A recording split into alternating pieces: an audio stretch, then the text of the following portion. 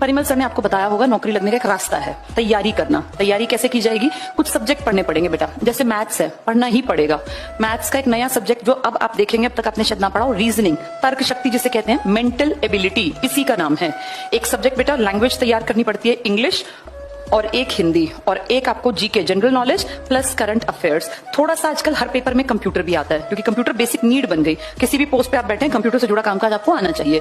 ये 4-5 चीजें हैं बेटा, इनको आपको करना पड़ेगा। चाहे आपने 10वीं तक ये पढ़ी है, नहीं पढ़ी, कोई फर्क नहीं पड़ता, अब आपको ये सब सीखना पड़ेगा। कंप्यूटर एक ऐसा सब्जेक्ट है, लास्ट के 10-20 दिन भी क्लास लगा लोगे तो जनरल आएगा तो कर दोगे, बहुत टफ तो फिर चाहे साल भर पढ़ो फिर नहीं आना।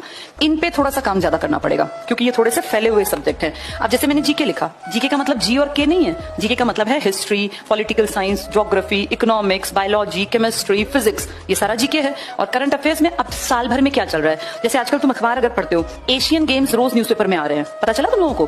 कहाँ हो रहे हैं एशियन गेम्स? रोज अखबार के फ्रंट पेज पे आ रहा है, अभी तो शुरू है। हमारे अरुणाचल के 3 लोगों को खेलने भी नहीं दिया उन लोगों ने। बताओ कौन, कहाँ हो रहे हैं ये?